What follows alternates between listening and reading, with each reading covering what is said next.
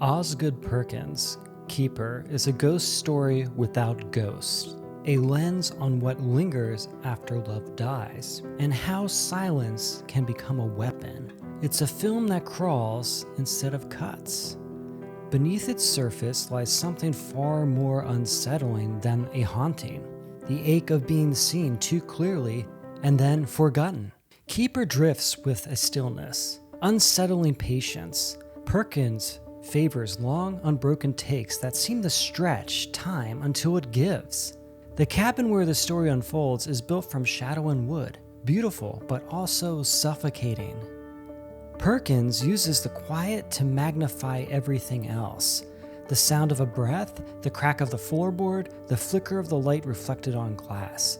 Every detail becomes a heartbeat in the film's body. The longer you watch, the more you start to feel the walls closing in. Tatiana gives a performance built on quiet implosion.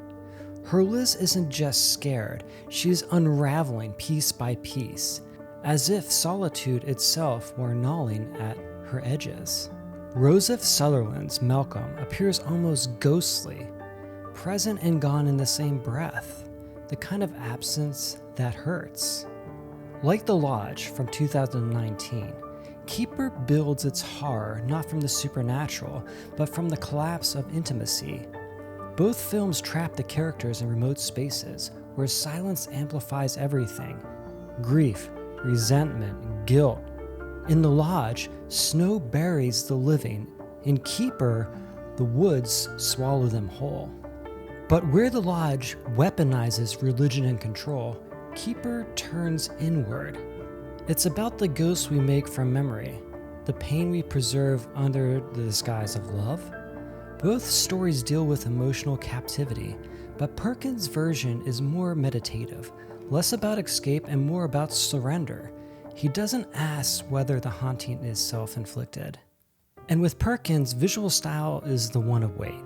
He starves the frame of light and color until what's left is mood and texture.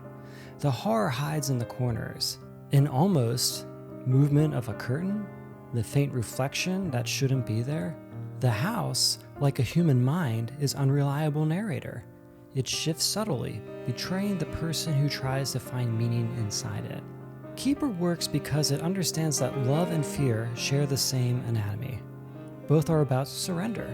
Both require faith. Perkins captures the duality perfectly, the tenderness of connection and the terror of losing it.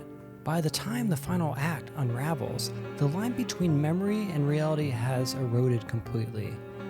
What remains is a portrait of loneliness rendered with almost sacred precision. If you found The Lodge chilling, Keeper will haunt you with its warmth turned rancid. It's horror that feels human, a story that doesn't just show isolation, it makes you live in it. This isn't about ghosts in the woods. It's about the ghosts we keep alive inside ourselves. Thanks everybody, I'm AJ, and this has been a long take. If you like this content, please like and subscribe down below. I would love your support. If you're into sci-fi horror movies with psychological twists, check out our film Transient, now streaming on all platforms. We would love your support. If you're in the podcast, check out some of my podcasts. Bad Movie Night is a weekly podcast. We get together, talk about bad movies. It's a fun time. If you want something a little heavier, check out my podcast, Self-Identities, Conversations with Convicted Women. We go into maximum security prisons and interview women facing life sentences. It's very raw, very deep, and very heavy, but I think it's powerful stuff, and I'd love you to check it out.